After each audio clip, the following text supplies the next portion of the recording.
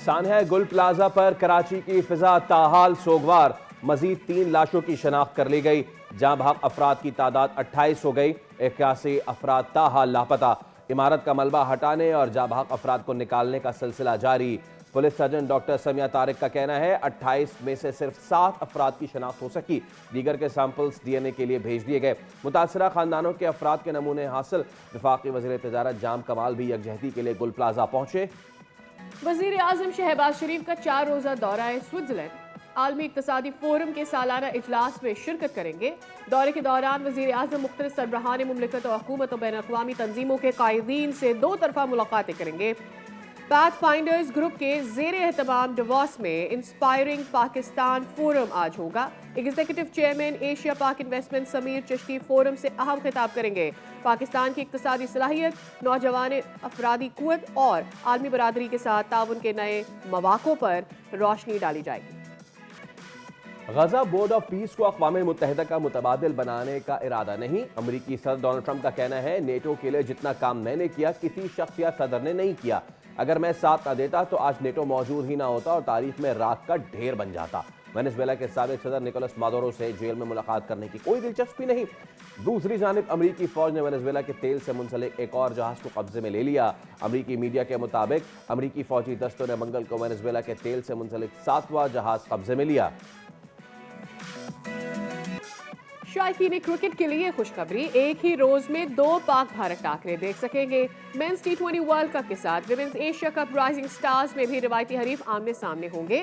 Tournament 13 से 22 फरवरी तक Thailand के शहर बैंकॉक में खेला जाएगा। पाकिस्तान टीम भारत, UAE और नेपाल के साथ ग्रुप A में शामिल। पाक भारत मैच को ग्रुप मरहले का सबसे बड़ा टाकरा करार दिया जा रहा है। पाकिस्तानी टीम 13 फरवरी को नेपाल के खिलाफ मुहिम का आगाज करेगी और 17 फरवरी को UAE के खिलाफ आखिरी ग्रुप मैच खेलेगी।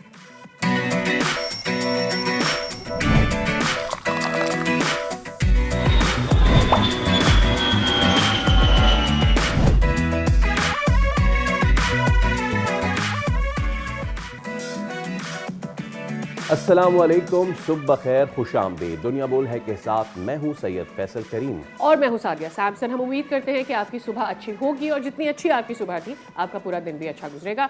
सबसे पहले आज हम बात करना चाह रहे हैं मौसम की, क्योंकि NDMA ने मुल्क में बारिशों और बर्फबारी के हवाले से अलर्ट जारी किया है और NDMA कह रहा है कि 21 से 24 जनवरी तक शुमाली इलाका जात में बारिश और बर्फबारी की पेशगोई है, जबकि कराची में 22 और 23 जनवरी को बारिश मुतवक्के है। ये जो मनाजिर आप देख रहे हैं शिमाली इलाका जात के, यहाँ पे खूब बर्फ़ पड़ रही है। निज़ाम ज़िंदगी मफलूज तो होकर रह गया, लेकिन सयाहों के लिए ये जगह बड़ी ही इस वक्त अट्रैक्टिव बनी हुई है। इस सारे मामले में एक अपील ये भी कि जितने भी सयाह जाएँ वो जितने भी एहतियाती तदाबीर है वो इस्तेमाल करें। कोई अपनी गाड़ी पे जा रहा है तो टायर के साथ चेन ज़रूर बांधें अगर आप किसी अपहिल जगह पे जा रहे हैं, वरना तो फिर आपकी गाड़ी जो है वो स्लिप होते हुए पीछे आएगी। ऐसे बहुत सारे मनाजिर जो है वो सोशल मीडिया की इस वक्त ज़ीनत बने हुए हैं। कराची की अगर बात कर लें तो यहाँ पे लोग इंतज़ार कर रहे हैं। दोपहर में ऐसा हो जाता है 1 आधे घंटे के लिए कि कुछ ओवरकास्ट चीज़ें हो जाती हैं, सूरज छुप जाता है, तो लोग इस वक्त सिर्फ अनछुपाई से जो है वो मुतमईन नहीं है। वो बादल से भी कह रहे हैं कि थोड़ी सी सर्दी की बारिश बरसा दीजिए। ये तो हुई मौसम की बात। अगर दूसरी जानिब बात करें क्रिकेट की तो यहाँ पे बर्फ बिल्कुल भी पिघलती नजर नहीं आ रही है। मैं बात कर रहा हूँ बांग्लादेश और भारत की। एब्सोल्यूट, बांग्लादेश और भारत के दरमियान बर्फ इसलिए नहीं पिघलती नजर आ रही है, and why we claim that, because Bangladesh अपने मौके पर डटा हुआ है और भारत जाकर वर्ल्ड कप मैचेस खेलने से साफ इनकार कर चुका है। आज प्रोग्राम में इस पर भी हम जरूर की बात करेंगे। जी हाँ, और इसके साथ साथ हम आपकी आज मुलाकात करवाएंगे एक ऐसे गेस्ट से जो समंदर के अंदर मौजूद रहते हैं। खैर यहाँ तो वो समंदर के बाहर ही मौजूद है, लेकिन स्पीयर फिशिंग करते हैं, पानी के अंदर खुद जाते हैं और शिकार करते हैं। अब ये सारी चीज़ कैसे होती है? जी हाँ, कितनी ज़बरदस्त है, समंदर के अंदर की दुनिया कितनी ब्यूटीफुल है। यस, इस सब पे हम बात ज़रूर करेंगे, लेकिन सबसे पहले आगाज़ करेंगे अपनी टॉप स्टोरी से, और वो है सानहा गुल प्लाजा। अब तक की इत्तलात के मुताबिक 28 अफराद जहाँ भाग हुए हैं, जिनकी जो है शनाख्त का अमल इस वक्त जारी है। बिल्कुल, और इसमें मज़ीद यूँ कह लें कि ऑपरेशन को आगे बढ़ाया जा रहा है ताकि फाइंड आउट किया जा सके कि अंदर कौन कौन मौजूद है। ऑब्वियसली अब ज़िंदगी अंदर मौजूद रहना तो ये इम्पॉसिबल सी बात जी। लगती है, लेकिन ऑब्वियसली लोगों को वहाँ पर रिकवर करने का काम फिर भी जारी है और कोशिश की जा रही है कि रेस्क्यू एहलकार अंदर से जितने ज़्यादा लोगों को आइडेंटिफाई कर सके, उन्हें निकाल सके और उनको अपनी फैमिलीज़ तक उनकी बॉडीज़ को पहुँचाया जा सके। बताया जा रहा है 2 फ्लोर्स को क्लियर कर दिया गया है। दूसरे फ्लोर में कटर की मदद से ग्रिल काट कर दाखिल होने की कोशिश की जा रही है और इस वक्त सबसे जो मसला बना हुआ है कि अब जो मलबा है उसको हटाना है, क्योंकि कहा जा रहा है कि उस मलबे के नीचे काफ़ी लाशें हो सकती हैं, लेकिन ये मलबा जो है इसके नीचे नाअहली, करप्शन और नेग्लिजेंस जो है वो भी छुपी हुई है। हम इस पे बात कर लेते हैं और अब जो है वो सियासत का एक बाजार गर्म हो गया है। पुराने सियासतदानों का नाम लिया जा रहा है, नए वाले कह रहे हैं कि हमारा तो इससे कोई ताल्लुक नहीं है, एक दूसरे पे इल्ज़ाम तराशी, दुश्मन तराशी का सिलसिला है। इस सब पे हम बात करेंगे, लेकिन पहले चलते हैं काशान की जानिब जो स्पॉट पे इस वक्त मौजूद है। काशान, लेटेस्ट क्या डेवलपमेंट है स्पॉट से, पहले तो ये बताइए। जी बिल्कुल, देखिए एमएजीना रोड की जो साइट थी वहाँ पर 70% सर्चिंग मुकम्मल कर ली गई है रेस्क्यू इदारों की जानिब से। मैं जिस साइट पर मौजूद हूँ, ये गार्डन का ये वो वाली साइट है गुल प्लाजा की।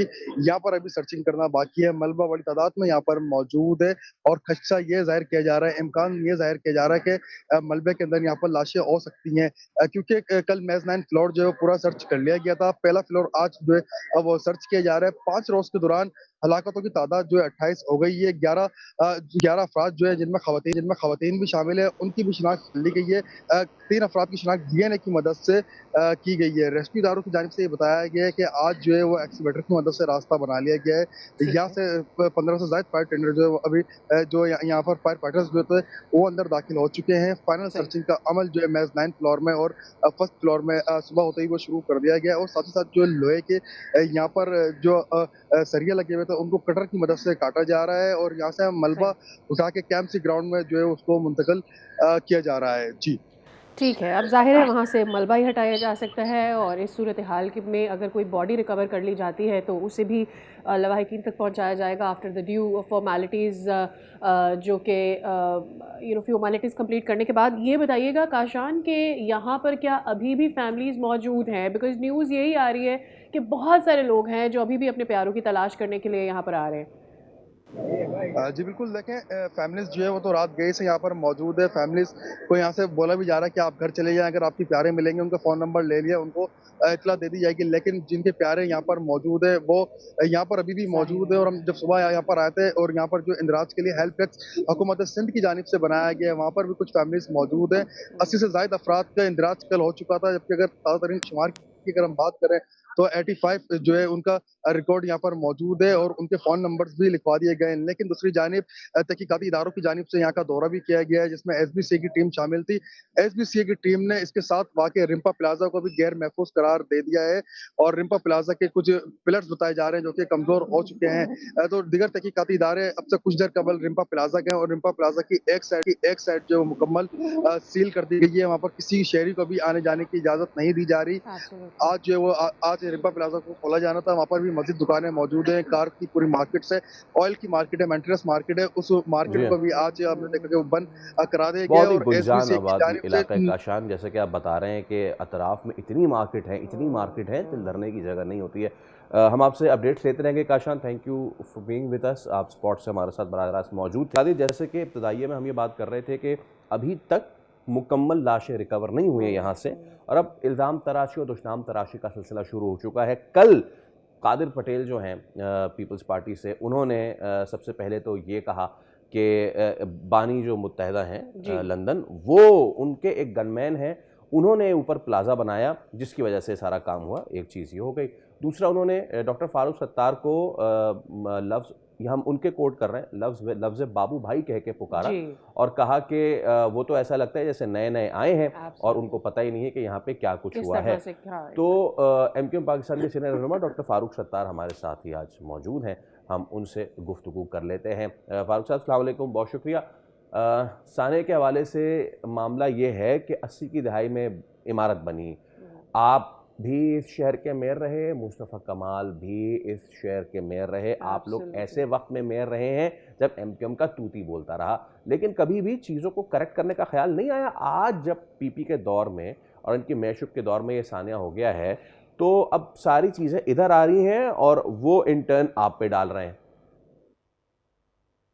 मैं एक बात आपको बड़ी वाज़ेह कर दूं कि एमक्यूएम के जो मेयरशिप के अदवार है उसमें शाज़ो नादिर ही बिल्डिंग कंट्रोल अथॉरिटी एमक्यूएम के पास रही है, वो सूबाई हुकूमत के पास रही है। और सूबाई हुकूमत अमूमन अमूमन पाकिस्तान अमूमन नहीं, बेशतर पीपल्स पार्टी की रही। जब भी मुझे मेयरशिप मिली, जैसे जी। जब मैं मेयर था, तो पीपल्स पार्टी की सूबाई हुकूमत थी।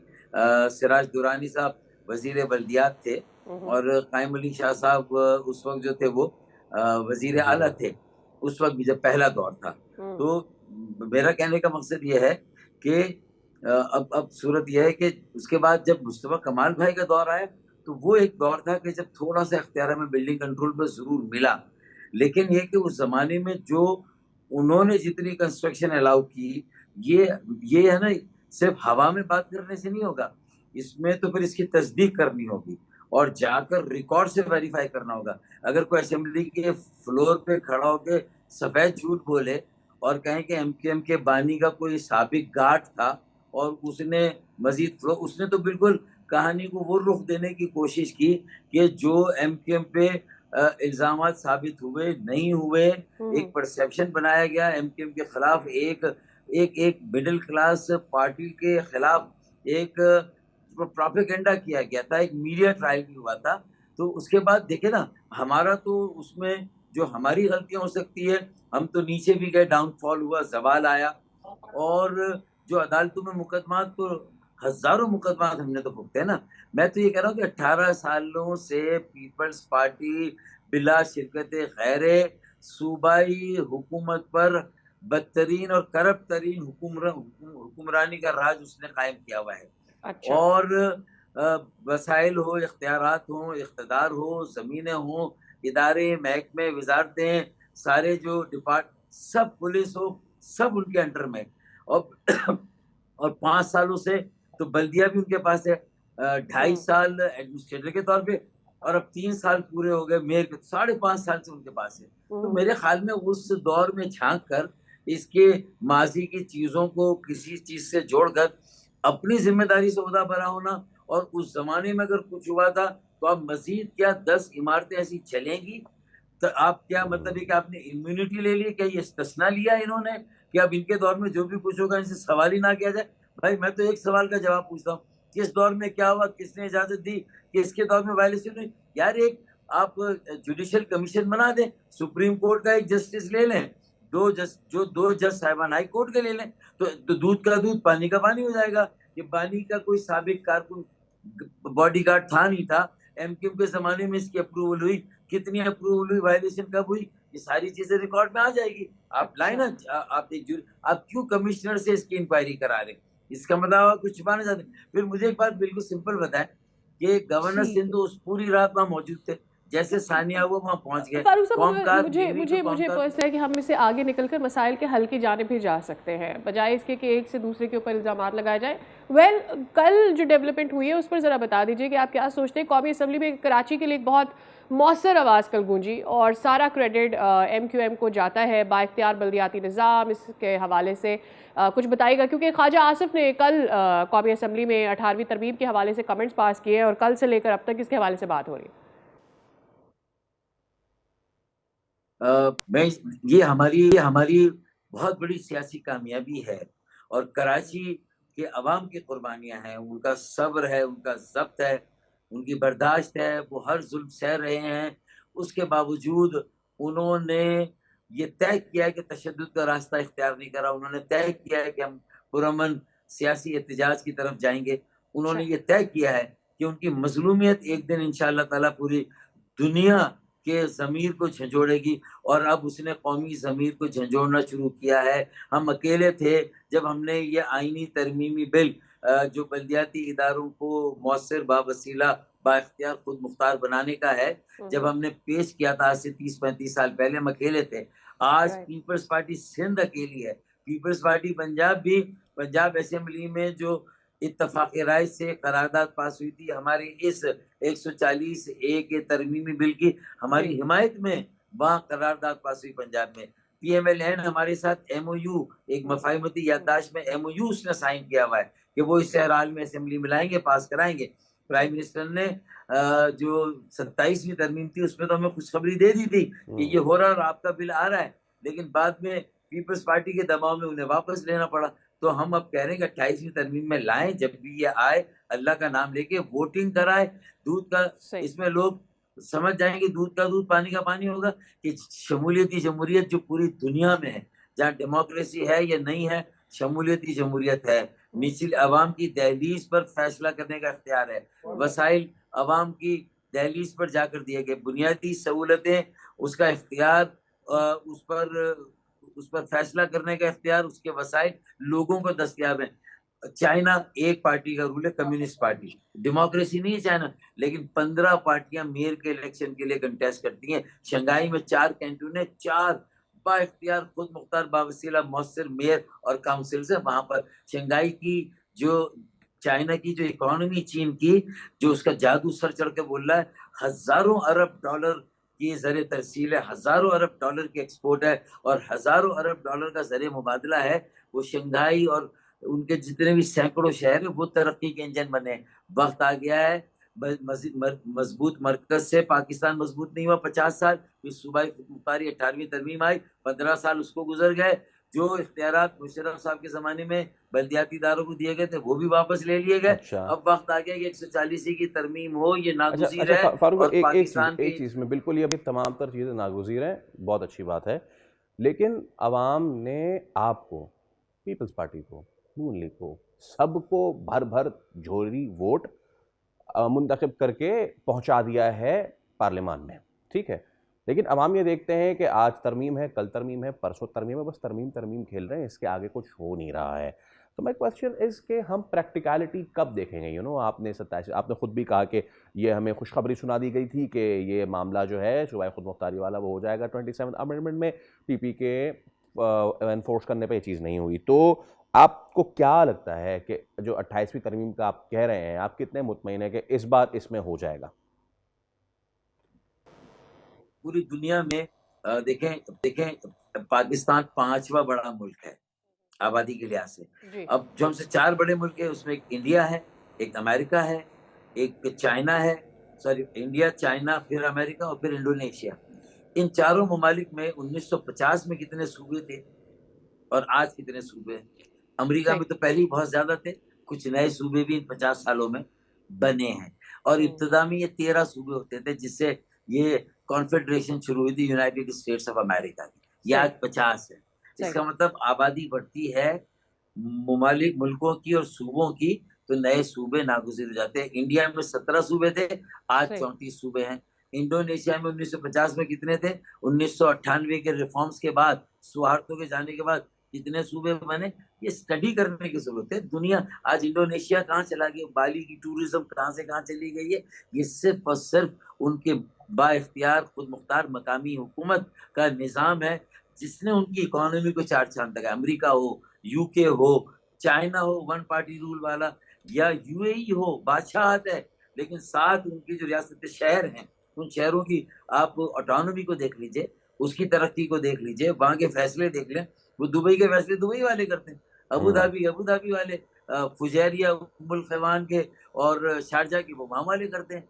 मतलब ये रॉकेट साइंस थोड़ी है, ये पूरी दुनिया में हो रहा है। अब किसी जगह चले जाएं आपको ये, अब उसके बाद अगर ये इंतजामी तकसीम की जैसे 5 डिवीजन है सिंध में, मैं मिसाल दे रहा हूँ, तो 5 अगर इंतजामी यूनिट बनते हैं, इसमें कोई लसानी बुनियाद नहीं होगी, और ये 5 वजीर आला अगर आएंगे तो चलें एक ग्रेटर सिंध काउंसिल बना देंगे और मजमूई वसाइल वहाँ पर आए, लेकिन खर्च करने का इख्तियार तो उस डिवीजन के मेयर को और उस डिवीजन के वजीर आला को होना चाहिए, उन शहरों को या ज़िलों को होना चाहिए जो उस डिवीजन में या उस नए इंतजामी यूनिट में आएंगे। मतलब ये कि इसमें बैठे मकालमा करें, बात करें, पूरी दुनिया को देखें कहाँ चली गई, और उसके बाद मतलब ये कि ये कोई हरफ आखिर है, यानी अल्लाह ना करे आयत कुरानी है जिसमें कोई तरमीम नहीं हो सकती है। मैं समझता हूँ कि ये अना है, जिद है, मतलूबुल अनानी है, आखबत नांदेशी है, अपने सूबे का नुकसान कर रहे हैं, अपना नुकसान कर रहे हैं। मुल्क दुश्मनी पर मबनी अमल से अपने आप को जोड़ा हुआ है उन्होंने। अल्लाह ताला इनको अकल दे, जी हिदायत दे और ये अपने सूबे को मजबूत करें। ठीक है, हिदायत अल्लाह ताला दे। इसके अलावा भी फारूक भाई 28वीं तरमीम में प्रैक्टिकली क्या ये मुमकिन हो भी सकता है या नहीं, या फिर तरमीम करनी पड़ेगी, मज़ीद आगे बढ़ना पड़ेगा, क्या एक्शन लेना पड़ेगा, हम इस तरफ जाने के लिए कितना रेडी हैं? यकीनन होगा, इसके बगैर अब चारा नहीं है। तमाम जमातें तकरीबन तैयार, पंजाब असेंबली की करारदाद इसके हक में है। तो अब कुछ ऐसा और वोटिंग हो, लोग समझ जाएंगे कि असल जमहूरियत दान, जमहूरियत नवाज कौन है। जो जमहूरियत की सिर्फ तस्बीह पढ़ने से आप जमहूरी नहीं हो जाते, आपका रवैया जमहूरी होना चाहिए। आपका रवैया जो है वो सियासी होना चाहिए, आपका रवैया वडेराना, जागीरदाराना और हाकिमाना है। आप तो कराची को कॉलोनी बनाने के दर पे हैं। जबरदस्ती अपना मेयर लाकर आपने इसे वैसी कॉलोनी बनाया, पैडल गेम और फुटसॉल में लोगों को लगा दिया। ये वाली सारी बात करें ना, माजी के 2-4 हवाले देकर जो परसेप्शन में एमकेएम के खिलाफ एक प्रोपेगेंडा, उसे दोबारा जिंदा करके आप अपने 18 सालों के एहतसाब से बच जाएंगे। ना जी, नो मेक नो मिस्टेक, अब तुम्हारे एहतसाब की बारी है। हमारा जितना एहतसाब होना था, जितने मुकदमा बनने थे, हमने सब भुगते, अदालतों में गए, सब कुछ पेश कर लिया। बेटा अब तुम्हारा नंबर है, तैयार हो जाओ। और मैं बता देता हूँ कि अगर ये नहीं तैयार हुए तो ये बेमौत, मतलब ये कि अब के हाथों ये बेमौत मारे जाएंगे। इन्हें तैयारी कर लेनी चाहिए अपना हिसाब देने के लिए। ठीक, तो ये मेरा सिर्फ यही कहना है कि होश के नाखून लें, अल्लाह से डरे। बहुत शुक्रिया फ़ारूक साहब आपके टाइम के लिए। वी रियली होप कि आप जो बातें कर रहे हैं वो कराची के लिए समहाउ कोई ज़रूर लेकर आए हल और कराची वाले सुकून का सांस ले सकें। हम ये भी होप कर रहे हैं कि दुश्मन नाराज़ी से जो है बाज आ सकें। तो एमकेएम का मौक़िफ़ सामने आया, एक ब्रेक ले रहे हैं, ब्रेक के उस पर जब हाजिर होंगे तो सिंध हुकूमत का मौक़िफ़ लेंगे कि आखिर ये सारे मामला एंड कब होंगे, एक ब्रेक के बाद।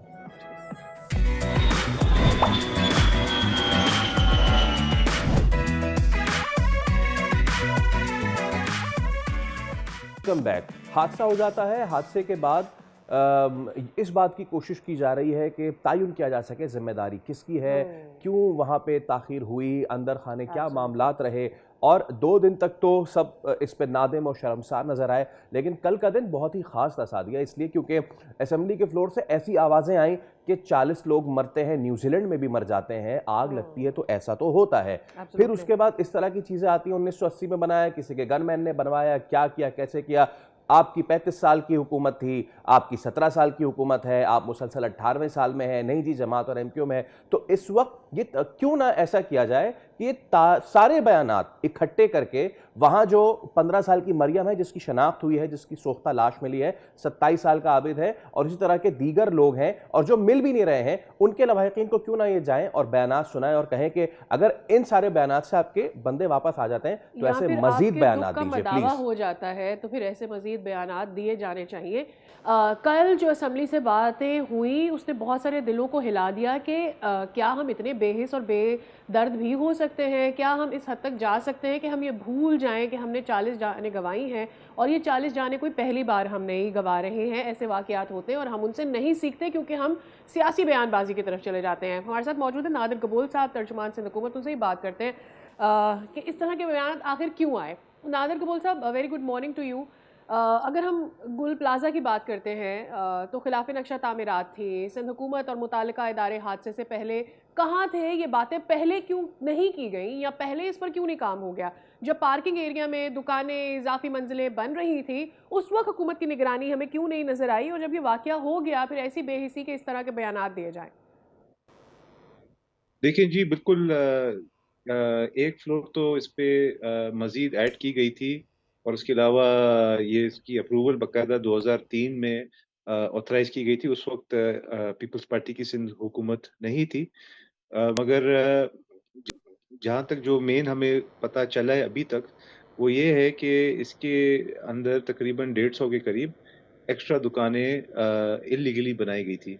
अब देखें, जाहिर सी बात है, इस वक्त तो सिंध हुकूमत ने इन्वेस्टिगेशन की पूरी कमेटी, इंक्वायरी कमेटी तश्कील दे दी है जिसकी सरबराही कमिश्नर कराची करेंगे, मगर उसमें सिर्फ हुकूमती जो है ओहदेदारान या अफसरान नहीं है, उसमें हमने ताजिर बरादरी के भी लोग चेंबर जी। ऑफ कॉमर्स के लोग और जो बिल्डिंग इंतजामिया उसके लोग, फायर सेफ्टी एक्सपर्ट्स हैं, वो तमाम हमने उसके अंदर इंक्लूड किए हैं और वो पूरी एक डिटेल्ड इंक्वायरी जब रिपोर्ट आ जाएगी तो उसके बाद देखा जाएगा कि किसकी गफलत इसके अंदर थी। अगर तो कोई सरकारी महकमे की गफलत थी जैसे कि एसबीसीए या कोई और उसमें अमला अगर कसूरवार ठहराया जाता है तो उसको कड़ी से कड़ी सज़ा दी जाएगी और उसको मिसाली सज़ा दी जाएगी ताकि इस तरह का वाक़या दोबारा पेश ना चलें, आए। सज़ा तो दी जाएगी, तब दी जाएगी। नादिर साहब, इससे पहले कि मैं आपसे दूसरा सवाल करूँ, गफलत के हवाले से एक फुटेज मौसूल हुई है, हम आपको वो दिखाना चाहते हैं और ग़ालिबन ये उस वक्त की है जिस वक्त आग बिल्कुल शुरू की लगी है। ये आग बिल्कुल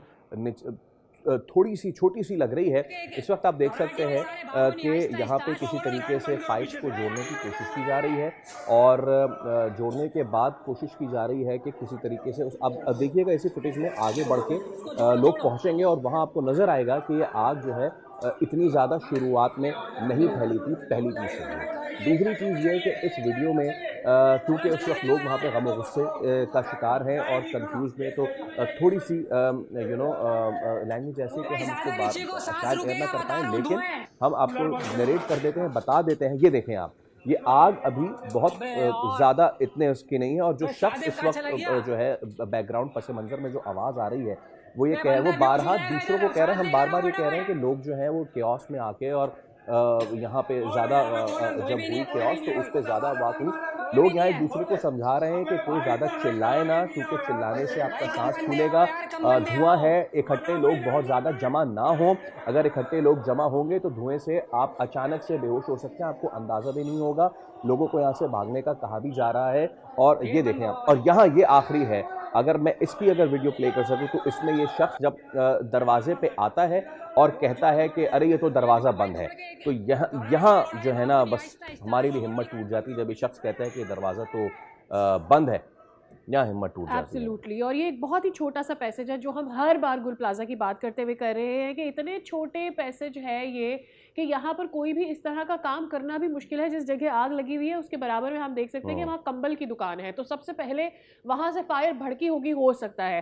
नाज़िर हमारे साथ मौजूद हैं। सर, एक तो ये फुटेज भी हमने चलाई है, आपने देखा होगा, क्या ये दुरुस्त नहीं कि एसबीसीए, केएमसी, ज़िला इंतज़ामिया की मुश्तरका गफलत ने इस सानहे को जन्म दिया है? इसके ऊपर पहले से काम हो सकता था, वो भी तब जो अभी पिछले साल ही तो आग लगी है यहाँ पर, उसके बाद भी कुछ नहीं हुआ।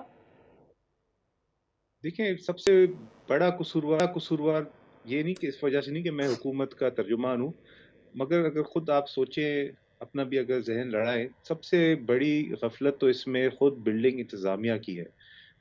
वो at the end of the day उन्होंने अगर इल्लीगल कोई काम किया है तो उसके ऊपर एक क्रिमिनल केस बनता है और हम इसको हर पहलू से देखेंगे कि अगर तो सरकारी अमले की गफलत पाई जाती तो उनको तो सज़ा दी जाएगी, बट जहाँ तक मुझे लग रहा है इसमें मेन जो ज़िम्मेदारी आयद होती है वो खुद बिल्डिंग की जो मैनेजमेंट है, जो माहाना किराया भी वसूल करती है, मेंटेनेंस के पैसे भी लेती है और जिसने इल्लीगली दुकानें एक्स्ट्रा बनाई, तो ज़ाहिर-सी बात है उसी कानूनी पहलू से देखा जाएगा और कानूनी कार्रवाई भी की जाएगी। बिल्कुल गलती है, बल्कि मैं तो कहता हूँ कि बिल्डिंग में कारोबार करने वालों की भी गलती है, बल्कि छोड़िए खैर।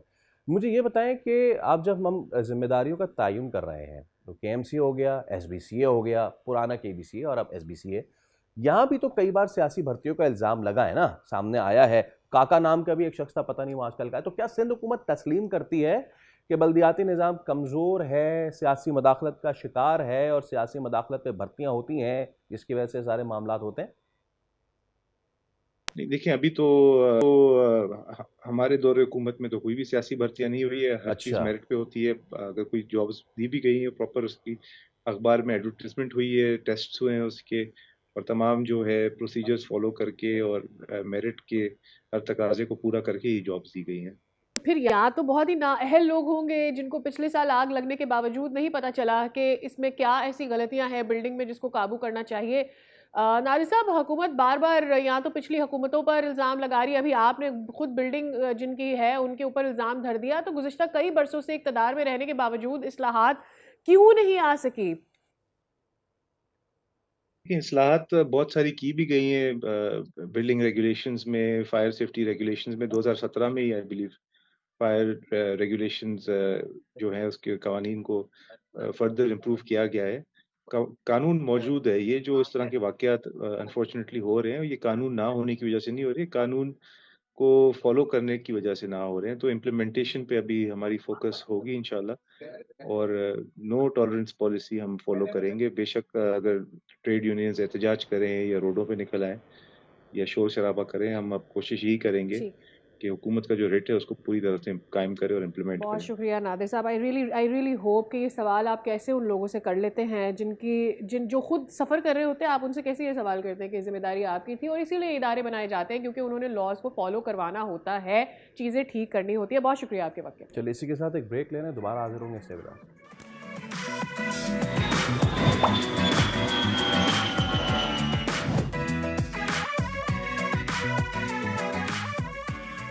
Welcome back again. हमारे साथ जुड़े रहने के लिए आपका बहुत शुक्रिया। अच्छा, कुछ अच्छी खबर भी है उन लोगों के लिए जो कराची में रहते हैं जहां ऑलरेडी सर्दी है, शायद उनको ये अच्छा नहीं लगेगा। मुल्क के बेशतर शहरों में सर्दी बढ़ गई है और बढ़ती जाएगी हो सकता है, बिकॉज NDMA ये कह रहा है कि बारिशें होने जा रही हैं, बर्फबारी होने जा रही है और अलर्ट जारी कर दिया है। And the time frame that has been given by NDMA is 21 से 24 जनवरी तक। शुमाली इलाका जात में बारिश और बर्फबारी की पेशगोई है और कराची में 22 से 23 जनवरी तक बारिश एक्सपेक्टेड है। इसके साथ साथ अहम शहरों के दर्जा हरारत की अगर बात कर लें तो कराची में धुंध है और कम से कम दर्जा हरारत जो 11 ज़्यादा 26 रहेगा। विद दैट हम ज़रा बात कर लेते हैं। हमारे साथ मौजूद तर्जुमान महकमा मौसमियात अंजुम नज़ीर साहब। अंजुम साहब, गुड मॉर्निंग, अस्सलाम वालेकुम, thank you so much for your time. Anjum साहब, तो आगाज़ करेंगे जहाँ बैठे हम, कराची से क्या है सर एक्सपेक्टेशन? 22-23 की बात की गई थी, पिछले 2 दिनों में कुछ ओवरकास्ट रहे हैं, तो हम एक्सपेक्ट करें फिर 22-23 ये सर्दी और की humid भी पहली रहा बारिश, है। हाँ सर्दी की या पहली बारिश हो सकती है? जी बिल्कुल, ये सर्दी की दूसरी बारिश होगी कराची में इंशाल्लाह 22 तारीख को, और एक ही दिन का स्पेल नज़र आ रहा है, और कराची पे होपफुली के मॉडरेट लेवल तक बारिश हो जाएगी। और ये एक्सपेक्टेड है अर्ली मॉर्निंग, यानी कि सुबह 9-10 बजे से लेकर शाम तक ये सिलसिला वक्त वक्फे से जारी रहेगा। और उसके बाद 23 तारीख से एक मरतबा फिर जो है वो सर्दी की लहर जो है वो कराची को मुतासिर करना शुरू करेगी, जिसमें हम तवक्को कर रहे हैं कि एक दफ़ा फिर जो है टेम्परेचर 2 से 4 दिन के लिए सिंगल डिजिट में चला जाए।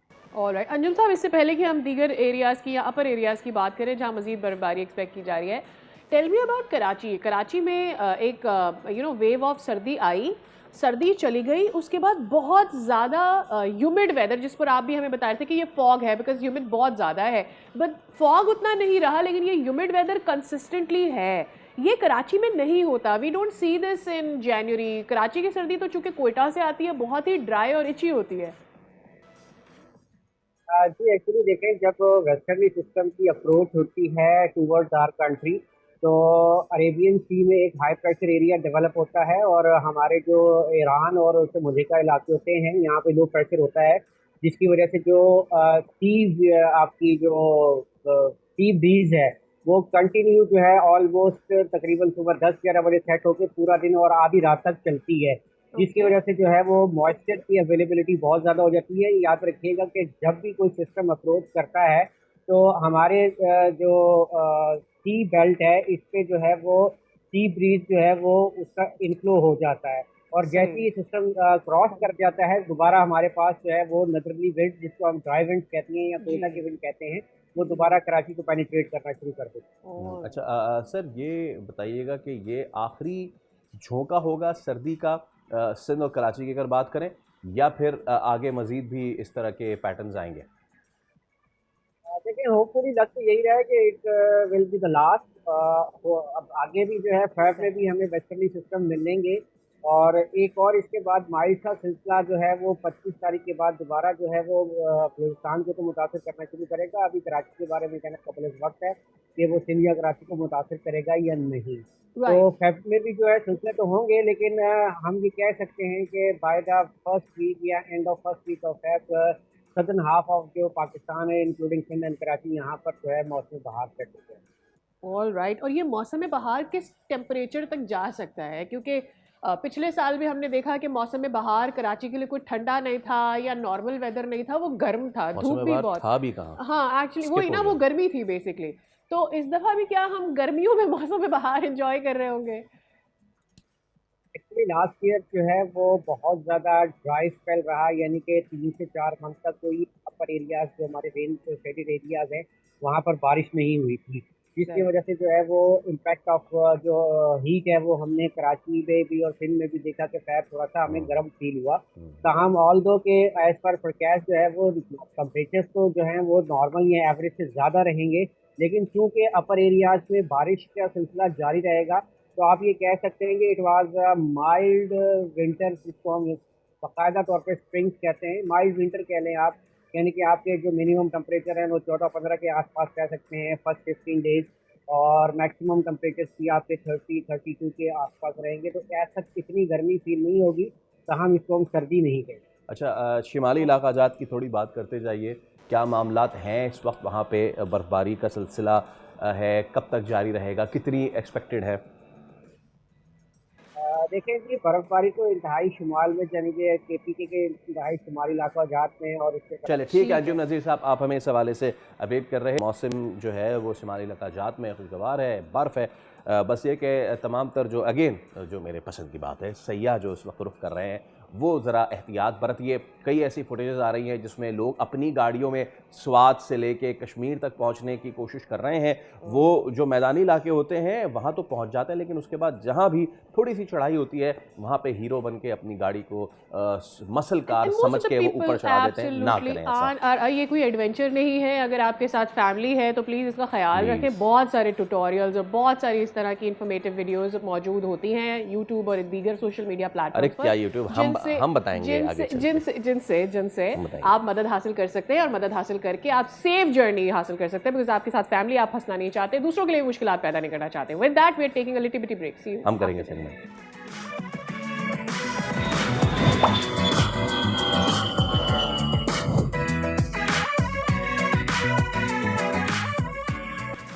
एक बार फिर आपको कहेंगे खुशामदीद। आप देख रहे दुनिया बोल है। उम्मीद करते हैं कि आपके सुबह का आगाज़ अच्छा हुआ होगा। कुछ सियासी नाश्ते की बात कर ली जाए तो पाकिस्तान की सियासत में एक नई सफबंदी नज़र आ रही है। सेनेट में PTI के हिमायत याफ्ता राजा नासिर अब्बास का अपोजिशन लीडर मुंतखब होना सिर्फ एक ओहदा नहीं बल्कि अपोजिशन की क्या एक नई हिकमत अमली का ऐलान है, तो वक्त ही बताएगा। बज़ाहिर तकर्री अपोजिशन के इत्तेहाद की अलामत दिखाई देती है, बिल्कुल, मगर ऐसा है कि असल इम्तिहान अब ऐवान के अंदर होने जा रहा है कि ये इत्तेहाद कितना मौसर साबित हो सकता है। दूसरी जानिब हुकूमत की तरफ से वज़ीर दिफा ख्वाजा आसिफ ने एक बयान दिया जिसमें 18वीं तरमीम को एक ढकोसला करार दे दिया उन्होंने। ये एक बहुत बड़ा लफ्ज़ है, सियासी बहस को एक नया रुख दे दिया है उन्होंने ये कमेंट करके, और सानिया गुल प्लाजा को बुनियाद बनाकर इख्तियारात निचली सतह तक मुंतकिल करने की एक दफ़ा फिर से उन्होंने बात दोहराई है।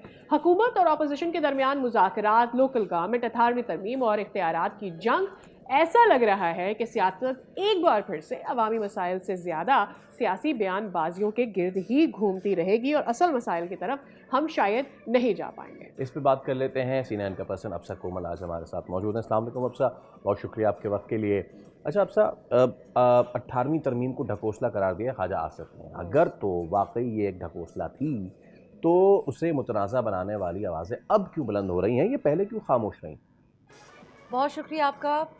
जी, जो ख्वाजा आसिफ साहब का ये स्टेटमेंट है और जैसा आपने सवाल किया, ऐसा नज़र आता है कि ख्वाजा आसिफ साहब ये बात तस्लीम कर रहे हैं कि 18वीं तरमीम को ढकोसला बनाने में उनका अपना भी किरदार है।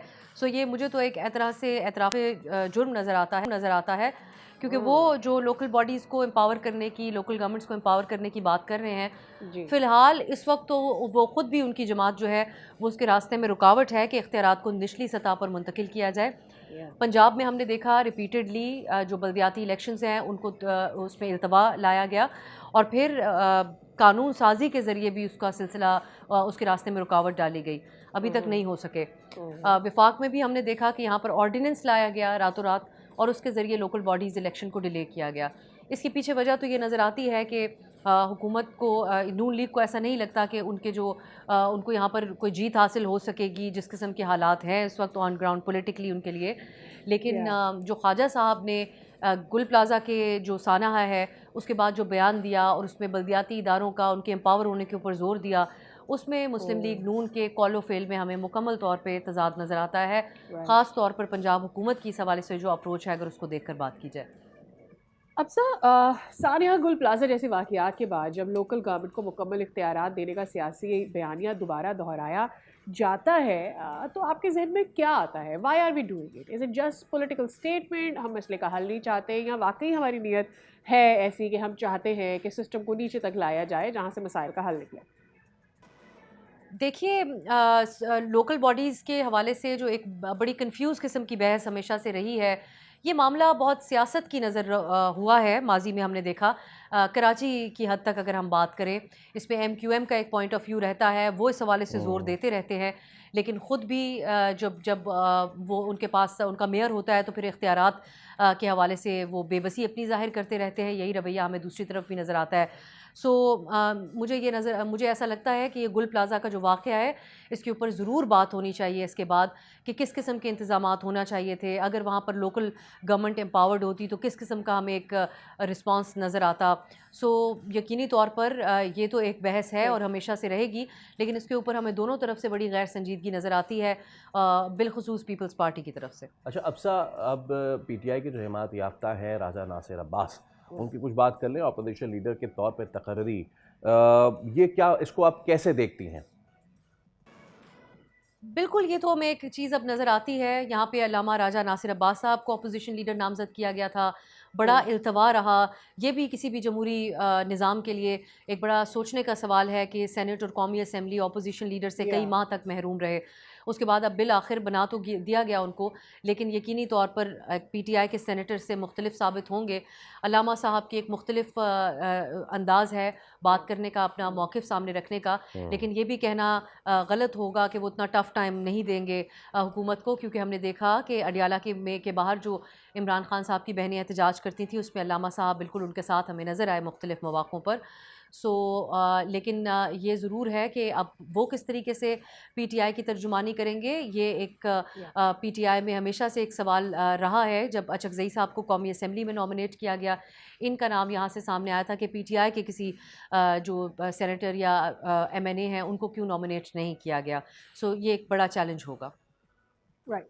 अच्छा, हुकूमत अक्सर ये कहती है कि PTI मुज़ाकरात के लिए संजीदा नहीं है, तो क्या सेनेट और कौमी असम्बली में अपोजिशन की नई क़यादत मुज़ाकरात के लिए ऐसा कोई माहौल पैदा कर सकती है यू फील?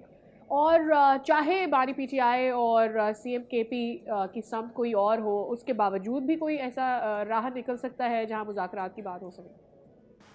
जी, मुझे बिल्कुल ऐसा नज़र आता है कि हमें कुछ माहौल बदलता हुआ नज़र आएगा, लेकिन गिवन कि अगर कोई अडियाला से ऐसा मुलाकात हो जाती है और कोई स्टेटमेंट आ जाए जिसमें इनसे वो इख्तियारात वापस ले लिए जाएँ जो अचकज़ई साहब को दिए गए थे, या ऐसा कोई बयान आ जाए जो इस सारे सिलसिले में मुज़ाकरात के किसी भी इम्कान को रद्द कर दे। ये हमारा हवाला है इमरान खान साहब का। अगर कोई ऐसा स्टेटमेंट आए उनकी फ़ैमिली की तरफ से, जो मुतअद्दिद पहले भी बयानात आ चुके हैं मुज़ाकरात को रिजेक्ट करते हुए, लेकिन फिर उसके बाद उन बयानात को तब्दील किया गया। लेकिन अल्लामा साहब हों या फिर अचकज़ई साहब हों, एक उम्मीद की किरण तो पैदा हुई है कि कुछ वर्किंग रिलेशन जैसे हमें हुकूमत के साथ नज़र आए, अल्लामा साहब भी और अली ज़फ़र साहब भी, कल हमने उनको देखा है हुकूमती वफाकी वज़ीर के साथ। इस किस्म का कोई माहौल ज़रूर बन सकता है कि बातचीत के लिए कम अज़ कम मुज़ाकरात की टेबल पर बैठें, जब अपोजिशन की नुमाइंदगी अचकज़ई साहब कर रहे होंगे और अल्लामा साहब कर रहे होंगे, तो यकीनन थोड़ा सा मुख्तलिफ माहौल हो सकता है। लेकिन ये सिर्फ इस पर मुनहसर होगा कि इमरान खान साहब की मुलाकात हो जाए या उनकी पार्टी या उनकी फ़ैमिली की तरफ से सारे सिलसिले को, मुज़ाकरात के इम्कान को अगर एक बार फिर से मुस्तरद कर दिया गया, तो फिर ऐसा माहौल नहीं बन सकता। और अचकज़ई साहब के लिए एक सिचुएशन और एक बहुत बड़ा चैलेंज होगा कि आया वो अपोजिशन के अंदर क्या पोजीशन, कौमी असम्बली में बतौर अपोजिशन लीडर क्या अपना मौक़िफ़ सामने रखें। बहुत शुक्रिया आपसे, it was wonderful to have you one more time on the show. चलें जनाब, कुछ क्रिकेट की बात करें तो वहाँ पे जो हलचल मची हुई है, एक हलचल तो ये है कि T20 वर्ल्ड कप से पहले आज बांग्लादेश के पास आखिरी कुछ घंटे रह गए हैं कि जिसमें उसने ये बताना है कि भाई हम खेल रहे हैं या नहीं खेल रहे हैं। और बांग्लादेश ये वाज़ेह कर चुका है, Pakistan is on it's back, कि जो उनका स्टांस है कि उनके प्लेयर सेफ्टी, स्टाफ सेफ्टी नहीं है इंडिया में, तो इसलिए वो नहीं खेल रहे।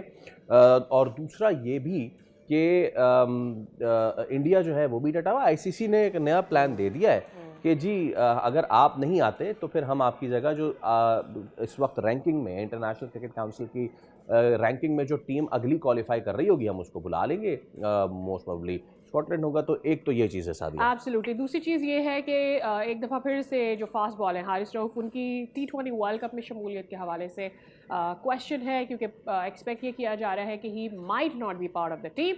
And last but not the least, और वो ये कि Shoaib Malik has finally said by two Pakistan super league, और उन्होंने रिटायरमेंट का ऐलान कर दिया है। एंड ही सेज कि अब वो क्रिकेट की बेहतरी के लिए ज़रूर हाजिर है, but he will not be available for drafting and playing PSL। मैं तो कह रहा हूँ कि एक सीज़न सियालकोट से मज़ीद खेल ले तो शुएब मलिक, ऐसा क्या जा रहा था, क्योंकि जो बाबर आजम खेल रहे हैं इस वक्त उससे तो बेहतर ही शायद शुएब मलिक खेल लेते बाबर आजम। नाजरीन, ब्रेकिंग न्यूज़, शायद ब्रेकिंग भी नहीं है ये बाबर एक बार फिर डक पे आउट हो गए हैं। That's not a breaking. That's not a breaking. That's not a breaking. That's Well, hard breaking. Yeah, that's hard breaking. खैर, इन सब मामलों पर बात कर लेते हैं। हमारे साथ क्रिकेट एक्सपर्ट सैयद मोहम्मद अवैस साहब मौजूद हैं। अस्सलाम वालेकुम Awais, very very good morning. हमें ऑब्वियसली पाकिस्तान की क्रिकेट के बारे में बात करनी है, उस पर हम बात करेंगे, बट चूँकि कल आप हमारे साथ मौजूद नहीं थे, आई वुड रियली वांट कि अगर आपका कमेंट इस पर हमारे पास आए, और वो ये कि when Pakistan says we are standing at the back of Bangladesh, और बांग्लादेश ये चाहता है कि उनके हक में फैसला आए, क्योंकि वो तो नहीं जाना चाहते इंडिया और वहाँ जाके नहीं खेलना चाहते। फैसला जो भी हो, जितने भी घंटे बांग्लादेश के पास है, हम बांग्लादेश के पीछे खड़े हुए हैं। हमारा वर्ल्ड कप में होना ना होना, कितना अग्री करते हैं हमारा इसकी बैक पर मौजूद होना?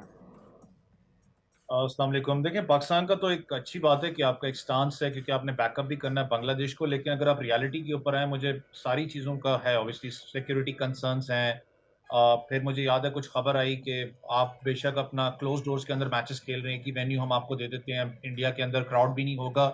कल मेरे ही शो में एक बांग्लादेश के अपना स्पोर्ट्स जर्नलिस्ट थे, उन्होंने कहा कि जी हमारा एक ही मौक़िफ़ है, और जो फाइनल ये है कि हम इंडिया नहीं खेलने जाएंगे, इंडिया से वेन्यू नहीं चेंज किया जाता। लेकिन अगर आप इसकी रियलिटी के ऊपर थोड़ा सा आ जाएं, तो मैं खुद भी ये फील करता हूँ कि जानबूझ के टैक्टिकली इसको लेट किया जा रहा है, इसलिए कि आपके पास कुछ सेकंड ऑप्शन मौजूद ना हो। जिस तरीके से इसको ड्रैग किया जा रहा है कि जानबूझ के हम इसको 11th आवर के ऊपर ले जाएं, क्योंकि पीछे 17-18 दिन शायद रह गए वर्ल्ड कप के लिए। इसमें अगर आप रियलिटी चेक पे जाएं, तो जब आप इस चीज़ को अगर आप कहते हैं डिनाई करता है बांग्लादेश, अगर हिस्सा नहीं लेता वर्ल्ड कप में, तो रियलिटी ये है कि आपको सैंक्शंस भी लगेंगी, आपको फंडिंग के कट्स भी होते हैं। अगर आप इस वक्त बात करें सीरीज बैक टू बैक जो ICC की होती है, उसमें भी कट्स लगते हैं। तो बहुत सी चीज़ें आपके भी दिमाग में चल रही होती हैं कि यार अगर हम बैकआउट करते हैं तो इन चीज़ों का भी हमने कहीं ना कहीं भुगतना पड़ना है। लेकिन ये एक अनफॉर्चुनेट सिनेरियो है कि इस वक्त पूरी दुनिया के अंदर आपको पता है BCCI क्रिकेट के ऊपर रूल करता है, खुद चेयरमैन अपना BCCI के बैठे हैं, कभी भी नहीं चाहेंगे कि अपने मुल्क के खिलाफ आप एक्शन लें। मैं खुद हैरान हूँ, आप खुद हैरान इस चीज़ पे, आप लोग भी होंगे कि वर्ल्ड कप में 17-18 दिन रह गए, कोई उसका हल्ला गुल्ला नहीं है, ना कोई सी चीज़ का लोगों को हो रहा है। सिर्फ यही खाली बांग्लादेश ने, आपको पता है आयरलैंड ने भी यहाँ तक कहा है कि जी अपना हम इंडिया के अंदर नहीं खेलना चाहते। तो बहुत सी टीमों का वीज़ू का भी इशू बना हुआ है। जर्नलिस्टों को आपको पता है जर्नलिस्टों को एक्रेडिटेशन नहीं दिए जा रहे। उसके अलावा अगर आप बात करें इस वक्त वीज़ों की बात करें, तो US से टीम है, UAE की टीम है, इंग्लैंड के कुछ प्लेयर्स हैं, उनको वीज़ाज नहीं अलॉट किए जा रहे। तो ये जितना कुछ अच्छी बात है कि पूरी दुनिया को इनका जो मकरू चेहरा है इंडिया का वो नजर आ चुका हुआ है। बस मेरे जहन में ये बात आ रही है कि ये पहली दफा नहीं हुआ। 50 ओवर्स का जो वर्ल्ड कप था अभी लास्ट इंडिया में जो हुआ, उस पर भी लोगों ने बहुत ज्यादा सफर किया। डू यू फील कि ठीक है अभी जो माहौल बन रहा है वो बन रहा है, लेकिन इन एन अदर डे कोई और इवेंट अगर इंडिया में होगा, लोग और पावरफुली आएंगे और बॉयकॉट करेंगे इंडिया में इवेंट होने को, क्योंकि अब वो माहौल बन रहा है। देखिए, इंडिया क्रिकेट के अंदर तो लॉबिंग है, वो नज़र आपको आती है, क्योंकि पूरी दुनिया के अंदर आपको लीग क्रिकेट को ऑब्वियसली वो डोमिनेट करते हैं है। लेकिन अगर आपने जो बात की इस वक्त, तो आपको पता है इंडिया बिड करने वाला ओलंपिक्स के लिए जी। जितनी भी स्पोर्ट्स बॉडीज होती हैं ऑब्वियसली अपने साथ लिंक्ड अप होती हैं, इन्फॉर्मेशन शेयर करती हैं, हज़ारों चीज़ें होती हैं। लेकिन जितने बड़े इवेंट्स अभी तक इंडिया में हुए हैं, चाहे आप IPL को हट के देख लें, आप वुमेन्स वर्ल्ड कप की बात करें, आपको पता है ऑस्ट्रेलियन वुमेन टीम के साथ क्या हुआ, मिनिस्टर ने कह दिया जी उनका खुद कसूर है। आप अगर प्लेयर्स की बात करते हैं, वहां पर प्लेयर्स को बाहर से बोतलें मारी जाती हैं, कांच की बोतलें तक मारी जाती हैं। उसके अलावा अगर आप बात करें मेसी वाले रिसेंट इवेंट में देखें जितनी नेग्लिजेंस थी आपके सामने, कि मैं शुक्र करता हूँ कि भगदड़ नहीं मची, कि डेथ्स वगैरह नहीं हुई, बाकी हर चीज वहां पर स्टेडियम के अंदर। अभी जो बैडमिंटन टूर्नामेंट चल रहा है, जो बैडमिंटन टूर्नामेंट चला है, उसमें लोगों ने आने से बैडमिंटन वाले टूर्नामेंट पे आप बात कर लें, प्लेयर्स बात करने पे, तो डेफिनेटली जो ओलंपिक्स की बिड आपने करनी है वो चीज आपको कहीं ना कहीं वो वॉच जरूर करें। क्रिकेट में तो आप कर सकते हैं, बड़े दूसरे स्पोर्टिंग इवेंट्स के अंदर आपको ये चीजें भुगतनी पड़ेंगी। लेकिन जी मसला इस चीज का है कि इस वक्त अगर आप आईसीसी की अगर रियलिटी के ऊपर हैं, जैसे मैंने कहा कि कोई आपको ना कोई इस पे कोई स्टेटमेंट एज सच ऑफिशियल नजर आनी है वहां से। जी आपके सही हाथ मिलाने वाले मामले पे कौन सी ऑफिशियल स्टेटमेंट उनकी आ चुकी हुई है? स्कॉटलैंड टीम को जो मुझे भी खबर थी कि बैकएंड पे स्कॉटलैंड को कल गो हेड दे दिया हुआ है कि आप तैयारी पकड़ें। ओह जो मुझे फील यही अब हो रहा है कि शायद अगर बांग्लादेश इसी रिजिड स्टांस पे रहा तो बांग्लादेश टीम नहीं ट्रैवल करेगी। जो कल न्यूज तक थी, नॉट कंफर्म्ड, लेकिन जो हमें खबर थी कि स्कॉटलैंड को गो हेड मिल चुका हुआ है। अब तो फिर ऑब्वियसली बादी उन नज़र ऐसा आ रहा है कि इसमें बांग्लादेश को क्या नुकसान होगा, बट प्रॉब्लम ये है कि जब भारत जैसा मुल्क ये कहता है कि जी हमें लाहौर में छेड़ा जाएगा तो इसलिए हमें सिक्योरिटी खदशात हैं, हम नहीं जा रहे वहाँ पे, हम पे आवाज़ें कसेंगे, भाई हमें बहुत डर है, हम नहीं जा रहे वहाँ पे, हम कराची में नहीं जाएंगे, लाहौर भी नहीं जाएंगे। पूरी जान लगा दी थी ओवैस कि जी हम आपको होटल ऐसे कर देंगे, वैसे कर देंगे, जहाज़ों से ले जाएंगे, हेलीकॉप्टर, मतलब जो अवेलेबल था सब कुछ, वो नहीं माने। उनकी सिक्योरिटी है और बांग्लादेश के पाकिस्तान के प्लेयर की सिक्योरिटी नहीं है ना। डू यू रिमेंबर कि जिस वक्त रिजवान आउट होके जा रहे थे इंडिया के अगेंस्ट, तो उनको जय श्री राम के नारे मुंह पे लगाए जा रहे थे वहां पे, ठीक है, बाबर आजम को। ये क्या हो रहा था वहां पे, तो ये सारी चीजें तो जाहिर सी बात है माइट इज राइट वाली बात है, लेकिन माइट इज राइट कब तक, ठीक है, कब तक होगा ये? इसी तरह स्पोर्ट्स टार्निश होता रहेगा, इंडिया अपना गेन करता रहेगा, बाकी जो क्रिकेटिंग पावर्स हैं वो ये नहीं देख रही कि क्रिकेट एक्सपेंड नहीं हो रही, इससे क्रिकेट मजीद दागदार हो रही है। यस जो आपने भी बात की ना, देखें, आपने पाकिस्तान को इन्होंने छेड़ा, लोगों ने कहा जी इन्होंने ये याद होगा आपको बयान दिया था पाकिस्तान को हम आइसोलेट करेंगे। जी आइसोलेट आपकी आईपीएल हुई है, पाकिस्तान सुपर लीग नहीं, उसका एडिशन आपके सामने 11वां है। जिस तरीके से फंडिंग आ रही है, बड़े प्लेयर्स उसको ज्वाइन करने में तैयार हैं। आपने बात की कि जब आप क्रिकेट की बात करते हैं तो आज मैं इस चीज को, मुझे याद है बहुत से लोग इस चीज पे करते थे कमेंट कि जी पाकिस्तान की वाहिद कंट्री है जो कि इसके मुखालिफ जाता है, जी हमने न्यूट्रल वेन्यू पे खेलना है। अब समझ आई होगी कि पाकिस्तान की पावर कितनी थी क्रिकेट बोर्ड की और पाकिस्तान का स्टांस कितना तगड़ा था। मसला सिर्फ ये है कि जो बड़े चौधरी हैं, खास करके जब आप इंग्लैंड की बात करते हैं, ऑस्ट्रेलिया की बात करते हैं, वो ब्लैकमेलिंग लॉबिंग तो होती है आईपीएल के थ्रू कि आपको फंडिंग मिल जाती है, जी क्रिकेट बोर्ड को सारे मामला हैं। लेकिन जब आप रियलिटी पे आए तो अभी तक उनकी तरफ से, क्योंकि उनको छेड़ा नहीं गया, जो कि मुझे लगता है कि लगभग बहुत जल्दी वो भी छिड़ने वाले हैं। जिस दिन वो छिड़ेंगे तो शायद फिर आईसीसी को ठीक समझ है। में आएगी कि यार बहुत लेट हो चुका, हमने बहुत बड़ी गलती कर दी। इस वक्त तो क्योंकि आईसीसी इंडिया के उसमें लॉबिंग के अंदर तो खेल रहा है जो मामला हैं, लेकिन ये लेकिन मैंने यही कहा ना है कि कि आने देखना वाले है कि कब क्रिकेट की तक। खास अच्छा अच्छा सर, थोड़ा सा अगर हम बात कर लें अब पाकिस्तान के हवाले से, ये चीज़ तो सामने आ रही है कि हारिस रऊफ जो है वो स्क्वाड का हिस्सा नहीं होंगे, तो इस पे बात करना बनती भी है, लेकिन मैं बात करना चाहूँगा उनके हवाले से भी जिनको कहा जा रहा है कि स्क्वाड का हिस्सा हो सकते हैं, लेकिन क्या उन्हें होना चाहिए? ये मैं आपको नंबर्स पढ़ के बता देता हूँ। ये फ़ोन नंबर नहीं है, ये 0147 914 2 58 2 58 9। टीम में रहने के लिए एक दवाई है और टीम से बाहर रहने के लिए जो है वो हमारे जहन को जो है ना मेंटल प्रेशर हमें डालते जाइए। बाबर के ये स्कोर्स हैं, ये पिछले 10 मैचेस के बीबीएल में, जिसमें से 2 हाफ सेंचुरीज है, 58 रो के, 6 सिंगल डिजिट स्कोर्स, जिसमें से कल हो गया, एक डक भी हो गया। उस पे सोने पे सुहागा मोसेस एनरिकेस कहते हैं कि 2 दिन लगे हैं ये रन डिनाइल वाले मामले पे कि बाबर को मनाते रहे, फिर बाबर जो है नाराज रूठ के फिर वो सही हुए हैं। I mean what is this attitude? ये क्या एटीट्यूड है? और भाई आप नहीं हैं बड़े प्लेयर, मान लें सर, अब इस बात को आप मान लें। मैं एक चीज़ है सीरियसली अप्रिशिएट करता हूँ कि आपने टॉपिक को पिक किया, और ये टॉपिक ऐसा है कि अगर मैं यहाँ पर बैठा हूँ तो मैं जस्टिफाई करने के लिए बैठा हूँ और मुझे करना पड़ना है इस चीज़ को। अगर आप हकीकत पे आए तो क्या बाबर की पाकिस्तान T20 में जगह बनती है? बहुत से लोग डिसएग्री करेंगे, मैं कहता हूँ नहीं बनती। अगर आपने श्रीलंका के अंदर वर्ल्ड कप खेलना है, श्रीलंका के अंदर आपको पता है ज़्यादातर जो मैचेस हैं आपके, सारे नहीं क्योंकि मौसम थोड़ा डिफरेंट है, लेकिन 1-2 मैच या 3 मैचेस आपके बारिश के नज़र होंगे। और आपने जब आप कट ऑफ की बात करते हैं जहाँ पर आपके ओवर्स कम होने हैं, 12 हैं, 13 हैं, वहाँ पर क्या बाबर की जगह बनती है? बिल्कुल भी नहीं बनती। पाकिस्तान क्रिकेट बोर्ड की बात करूं या बाबर की बात करूं, उनका कितना स्ट्रॉन्ग लाइजॉन था सिडनी सिक्सर्स के साथ कि आपने पाकिस्तान के लिए 1 डाउन में खेलना है, वहां पर आप ओपन कर रहे हैं कि आपकी वो कम्युनिकेशन कितनी इंपॉर्टेंट थी। जिस इनिंग्स मैं सलमान अली आगा के लिटरली बहुत खिलाफ रहा हूँ कि यार वो डिजर्व नहीं करते T20 के अंदर, कप्तानी भी नहीं करते, लेकिन जो उसने उस दिन इनिंग्स खेली है श्रीलंका में, वो कहते हैं जो बड़ा प्लेयर होता है शट अप कॉल अपने बैट से देता है, शट अप कॉल दे गया। उसने कहा भाई मैं खेल सकता हूँ अगर मैं अपने प्रॉपर तरीके से खेलता रहूँ। जिस पोजीशन पे उसने खेला वही बाबर की पोजीशन है। अभी तक सबसे बड़ा एक इश्यू क्या है कि अगर आप रियलिटी चेक पे आ जाओ पाकिस्तान प्लेइंग 11 का, तो आपको मुझे हम तीनों को नहीं पता होगा कि आपकी प्लेइंग 11 स्क्वाड क्या होना चाहिए, आपका विकेट कीपर कहाँ पर खेलेगा, आपका कप्तान कहाँ पर फ्लोट करेगा। बाबर आजम अगर आ जाते हैं वन डाउन पोजीशन में, क्या वो T20 में जस्टिफाई करते हैं? आपके पास वहीम बैठा हुआ है, आपके पास शादाब है, आपके पास नवाज है, उनको किस पोजीशन पे आपने खिलाना है? फखर जमान भी आपके पास मौजूद है, आपका ओपनिंग डिपार्टमेंट प्रॉपर तरीके से फ्लॉप जा रहा है। ये बहुत से क्वेश्चन मार्क्स हैं जिसपे अभी तक पूरी दुनिया की इटली की टीम वर्ल्ड कप का स्क्वाड अनाउंस कर चुकी हुई है। हमें पता नहीं किस चीज का डर है कि हम वर्ल्ड कप का स्क्वाड अनाउंस नहीं कर रहे, कि इसलिए नहीं अनाउंस करे कि बहस करने का टाइम ना रहे और हम कहें जी ये स्क्वाड है, ये जा रहा है खेलने के लिए। तो ये जो चीजें आपने बिल्कुल ठीक है, Babar Azam for me in the world cup, seriously कह रहा हूँ, does not deserve a chance for the T20। आपको समझ, आप कम्युनिकेशन गैप बहुत बड़ा है ना। मसला ये है कि आप प्लेयर को क्लियर कट कहते नहीं हो कि भाई आप हमारे वनडे टेस्ट में प्लान में हो, आप हमारे T20 के प्लान में नहीं हो। आप शायद इससे बहुत से लोग एग्री नहीं करते, मैं इस चीज पे हूँ। Shaheen is not 100% fit, thank you करें, आपके पास बहुत अच्छा लड़का लेफ्ट आर्म पेसर बैठा हुआ है, हमें elephant in the room address करना नहीं आता और हम करना भी नहीं चाहते, क्योंकि हम मुश्किल प्रोसेस से गुजरना ही नहीं चाहते। बहुत शुक्रिया Awais, was one more time very wonderful to have you on the show. Well, इसके साथ ही हम ले रहे हैं एक break. See you after this.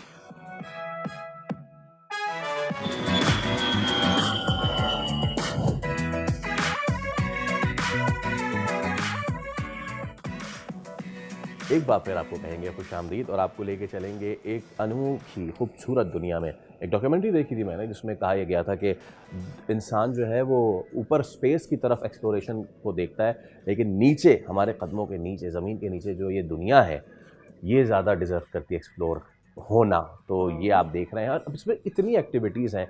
आज हम स्पीयर फिशिंग की बात कर रहे हैं, जो कि पाकिस्तान में बहुत कम लोग करते हैं। आप देख सकते हैं कि कितनी ज़बरदस्त एक्टिविटी वाह वाह वाह, और ये ऊपर ले आए, क्या बात है सर। आप spear fishing very very much interested. Spear fishing मेरे लिए एक नया एक्सपीरियंस है, टू वॉच इट हैपनिंग और फिर to have a person in the studio जो हमारे साथ ये एक्सपीरियंस शेयर करे कि यू नो स्पेयर फिशिंग कैसे होती है और उनका ये एक्सपीरियंस उनके लिए कैसा है, ये जर्नी उनके लिए कैसी है। और कराची वेल हम टॉकिंग पाकिस्तान, ये बहुत रेयर है, पाकिस्तान के सीज़ पर ये बहुत ज़्यादा रेयर है, हमें इस तरह के लोग मिलते नहीं और इस तरह के एक्सपीरियंस शेयर करने वाले लोग भी बहुत कम होते हैं। तो वकार खान आज हमारे साथ मौजूद है स्टूडियोज़ में, जो कि स्पेयर फिशिंग एक्सपर्ट हैं। उनसे ज़रा जानते हैं कि हम तो अब तक स्नॉर्कलिंग और अंडर वाटर जाने के ख्वाब ही देख रहे होते हैं और कभी एक दो दफ़ा हम जब ये कर भी लेते हैं, the experience is not as good जो हमें टीवी पे दिख रहा होता है। How exactly is the experience for himself? Okay Waqar, अस्सलाम वालेकुम। वालेकुम अस्सलाम। Thank you so much for coming. आप तो सारे औजार वगैरह सब लेकर आए हुए तो, और कल ही आप डाइव करके आए हैं। जी बिल्कुल ऐसे ही है। क्या होती है स्पीयर फिशिंग भाई, और कब से कर रहे हैं?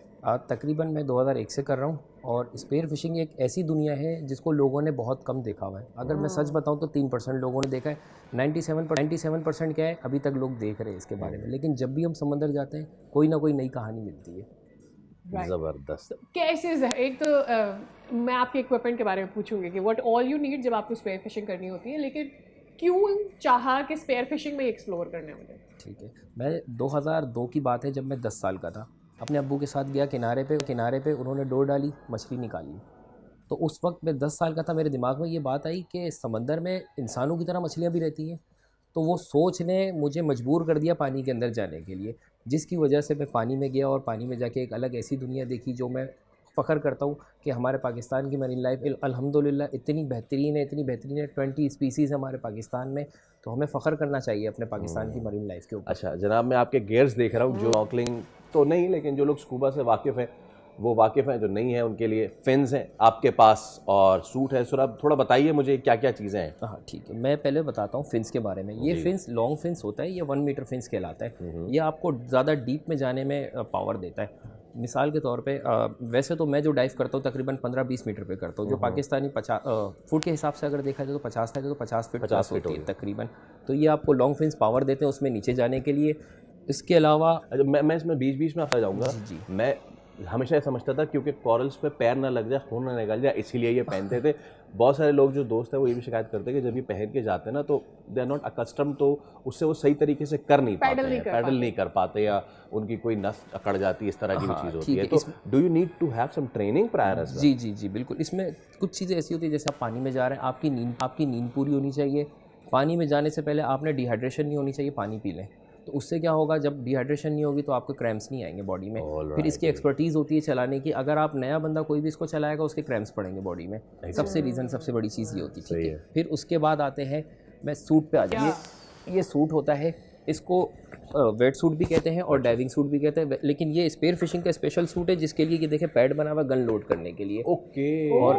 और ये जो है ना, ये ओपन सेल है, इसमें गर्म ठंडा पानी कुछ भी पता नहीं चलता। आप ये शैम्पू लगा के पहना जाता है, ये पहनने के बाद आपको पानी में होने के बाद भी पता नहीं चलता कि मैं पानी के या अंदर तो हूँ ये या आपकी बॉडी के साथ इतना फिट होता है कि जी। आप कुछ स्लिप हो जाने वाला सब्सटेंस लगाना होता है, जी इसलिए जी जी you बिल्कुल, put शैम्पू या on. कोई भी ऐसी चीज़ लगा सकते हैं। ये स्किन सूट कहलाता है, यानी Right, और आपकी ये अच्छा कैमोफ्लेज, मतलब ये ऐसा लग रहा है जैसे फिश स्केल्स होते हैं, तो ये हाँ, क्या ये- थोड़ा सा दिमाग घूमता है मछली का ये कि आपने- उसको समझ नहीं आया कि आप इंसान हैं या मछली हैं। ये बहुत अच्छी बात पूछी है आपने।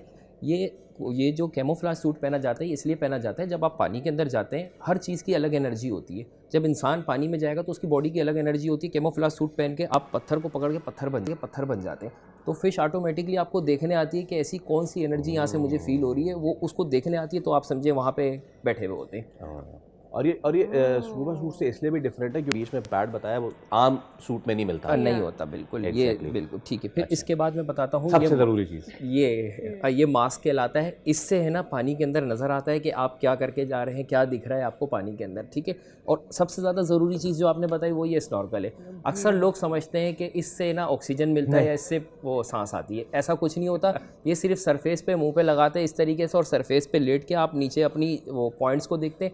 जैसे ही आपको पॉइंट मिलता है आप अपनी ब्रेथ पे इसको निकाल के पानी के अंदर जाता है। निकालने का रीज़न ये होता है, इंसान का माइंड 50% काम करना छोड़ देता है। साइंस बताती है जब आप अपना ब्रेथ रोकते, अगर आपके मुंह में स्नॉर्कल लगी होती है और आप पानी के अंदर जाते हैं तो आपको ब्रीथिंग करने की आदत होती है। जैसे ही आपको ब्रेथ का सिग्नल मिलता है आप फ़ौरन इससे ब्रेथ ले लेते हो। तो इस वजह से इसको हटा के पानी के अंदर जाना होता है ताकि आपको जैसे ही सिग्नल मिले। लॉन्गेस्ट रिकॉर्ड है अल्हम्दुलिल्लाह मेरा 4 मिनट 15 सेकंड का ब्रेथ होल्ड है, और इसकी सोशल मीडिया पे वीडियोस भी हैं, और अल्हम्दुलिल्लाह नेशनल रिकॉर्ड है। ज़बरदस्त। और दूसरी चीज़ मैं आपको बता देता हूँ, ये स्पेयर गन होती है। ये सबसे इम्पोर्टेंट चीज़ होती है जो फ़िश को कैच करके आपके पास लेकर आती है। ये इसमें दो आती है, एक आती है पेनोमेटिक, एक आती है रबर गन। ये रबर गन है जो दुनिया में इंटरनेशनल लेवल पे यूज़ की जाती है। ये रबर होती है, बैंड खींचने के बाद ये एक स्पेयर है जिसके साथ ये अटैच होती है। ये अटैच होने के बाद ये लॉक हो जाती है। जैसे ही आप ये ट्रिगर प्रेस करते हैं, ये ट्रिगर है, ये ट्रिगर प्रेस करते हैं, ये देखिए ये लाइन निकल गई, ये लाइन रिलीज़ होती है जिससे ये आपका जो स्पेयर है ये निकल के फ़िश तक चले जाता है। ये इस तरीके से फ़िश पे जाता है। अब इसके साथ जो ये चीज़ है, ये देखें फ़िश तक तो चला गया, लेकिन फ़िश हमारे पास कैसे आती है, तो ये फ्लॉपर कहलाता है। ऐसे फ़िश इसके अंदर फंसती है और ये लॉक हो जाती है। तो इससे लॉक होने के बाद जो है फ़िश हमारे हाथ में आ जाती है। All right. एक और चीज़ मैं आपको बता दूं, एक और चीज़ ऐड करता हूँ। लोग अक्सर कहते हैं कि समंदर में जाने के बाद डूब जाते हैं। समंदर किसी को डुबाता नहीं है। ये देखें, ये मैं वेट लेकर आया हूँ, ये 5 kg वेट है मेरे पास। ये मैं वेट लगा के जाता हूँ पानी के अंदर, ये 5 kg वेट है, लगाना पड़ता है। इसके बाद जाके नीचे जा सकते हैं, वरना आप नीचे नहीं जा सकते। कभी 4 kg, कभी 5 kg। ये बहुत हैवी है, ये 5 kg नाम का है। ये आया मजा? नहीं मैंने I have tied it around my waist. मुझे पता है कितना हैवी होता है, जो आपको समंदर की बाउंसी के अगेंस्ट ले जाए कितना हैवी। लेकिन अब मुझे ये बताएं, अब मुझे ये बताएं कि ये वेट आपने बांधा हुआ है, मछली आपने पकड़ लिया जो खुद 5 किलो की है, वो कैसे होता है ये सब? पानी तो आपको लाइट वेट मछली का वेट पानी के अंदर कुछ नहीं होता। अगर आप 50 kg की भी पकड़ते हैं तो उसकी बायोंसी के हिसाब से उसका वेट 1 kg भी नहीं होता। पानी के बाहर निकल के उसका वेट पता चलता है, पानी में उसका कोई वेट नहीं होता। हमारी आपने स्पीशीज, मैं आपसे चाहूँगा स्पीशीज़ हमारी कितनी कौन सी कितने कलरफुल है? आपका हैवीएस्ट कैच क्या है भाई? अल्हम्दुलिल्लाह देखिए, मैं आपको जो शिकारी का ड्रीम होता है, मैं अक्सर शिकारियों को जानता हूँ, किसी को 10 साल होगा, किसी को 15 साल होगा, उनका ड्रीम होता है 2 फिश का। एक अरबियन सी क्रोकर जिसको सुआ मछली कहते हैं, दूसरा बैरामुंडी मेरी अल्हम्दुलिल्लाह 18 kg का कैच है, जो पाकिस्तान का दूसरे नंबर का कैच है अल्हम्दुलिल्लाह। फर्स्ट नंबर का 21 किलो 650 ग्राम है। इंशाल्लाह अगले साल ये भी तोड़ देंगे, होपफुली। आप इतना सारा सामान, एक बैरामुंडी भी लेते आते हम उसकी मुंडी हटा के यहाँ पे बारबेक्यू कर लेते। लेकिन खैर, it's such a beautiful experience. मुझे आखिर में ये बताइए कि कोई ट्रेनिंग वगैरह देने का इरादा लोगों को, लोग आपसे पूछते हैं कि यार हमें भी जाना है, समथिंग लाइक दैट? जी बिल्कुल, मैं ट्रेनिंग भी देता हूँ, क्योंकि मैं नहीं चाहता कोई वकार बने 10 साल वाला, जो मैं 10 साल की उम्र में सोचता था। तो अभी इसकी ट्रेनिंग भी दे रहा हूँ और इंशाल्लाह इसकी आगे सर्टिफिकेशन भी देनी है जो इंटरनेशनल लेवल पे एफिलिएट होगी। तो Very ये भी nice, सारा very काम हो nice. रहा है। हम ना सिर्फ आप एक्सपीरियंस के लिए यहाँ आने के लिए आपके लिए थैंकफुल है, बट द फैक्ट दैट आप इसको आगे बढ़ा रहे हो और लोग जो आपको अप्रोच कर रहे हैं आप उनको मदद कर रहे हो, thank you so very much for coming over here. Thank you so much, और इसी तरह मछली मारते रहे। वेल, विद दैट हम एक ब्रेक ले रहे हैं और ब्रेक के बाद दोबारा हाजिर होंगे। Stay with us.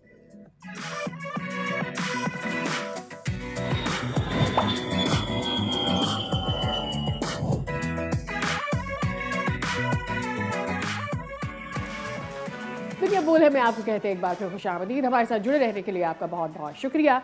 अच्छी बात यह है कि पाकिस्तान आलमी सफारतकारी और मईशत के एक अहम मोड़ पर इस वक्त मौजूद है। वज़ीर आज़म या शहबाज शरीफ वर्ल्ड इकनॉमिक फोरम में शिरकत के लिए स्विट्ज़रलैंड पहुंच चुके हैं, जहां पाकिस्तान एक बार फिर आलमी स्टेज पर अपना मौक़िफ़ पेश करने जा रहा है। ऐसे वक्त में जब दुनिया जोग्राफियाई, सियासत और माशी दबाव और इलाकाई तनाज़ात में बटी हुई है, डवोस फोरम महज एक कॉन्फ्रेंस नहीं है बल्कि आलमी समत के तयन का एक प्लेटफॉर्म भी बन चुका है। पाकिस्तान की जानिब से अमन तरक्की मुकालमे पर जोर इस बात की निशानदही करता है कि इस्लामाबाद खुद को सिर्फ मसाइल का शिकार नहीं बल्कि हल का हिस्सा बनाकर पेश करना चाहता है। कारोबारी रहनुमाओं के साथ आला सतह की मुलाकातें, सरमायाकारी का बयानिया और मुआशी इस्लाहात का जिक्र सब इस कोशिश का हिस्सा हैं कि पाकिस्तान को एक उभरती हुई जिम्मेदार और पुरअमन मईशत के तौर पर पेश किया जाए। इसके साथ साथ कुछ पड़ोस के ममालिक भी हम डिस्कस करेंगे कि जहाँ पे भारत का जो ख्वाब था पाकिस्तान को एलियनेट करने का, भारत खुद एलियनेट होता जा रहा है। और रीसेंट जो मसला आया है वो उनका पोलैंड के साथ आया है। पोलैंड के जो डिग्निटरी थे वो वहाँ पहुँचे, डिप्टी प्राइम मिनिस्टर, और वहाँ पे पहुँचने के बाद उन्होंने पाकिस्तान के हक़ में बयान दिया और वो फिर जयशंकर साहब जो हैं उनको वो बुरा लगा। प्लस ये कि जो उनकी विजिट थी पाकिस्तान की उस पर भी जयशंकर साहब ने कहा कि आप नहीं उनको विजिट कर सकते। जयशंकर साहब ने ये फरमा रहे हैं डिप्टी मिनिस्टर को कॉल आउट किया उनके with their countries relationship with Pakistan, जिसके ऊपर उन्होंने जवाब दिया कि we had certain concerns when जब आप रशिया के साथ कोजी हो रहे थे। उनका एक्चुअली कहना क्या था, how did he counter Jaishankar, आपको सुनाते हैं। तो ये एक और महाज ऐसा हो गया खड़ा भारत के लिए जहाँ पर उसे मुंह की खानी पड़ी। So basically people are not taking calling out of India any more. हम देख रहे हैं कि दुनिया को ये समझ आ गया है कि आप बेसिकली दुनिया जहान में जाके लोगों को अपने मुल्क में बुला के फिर उनको बुली नहीं कर सकते।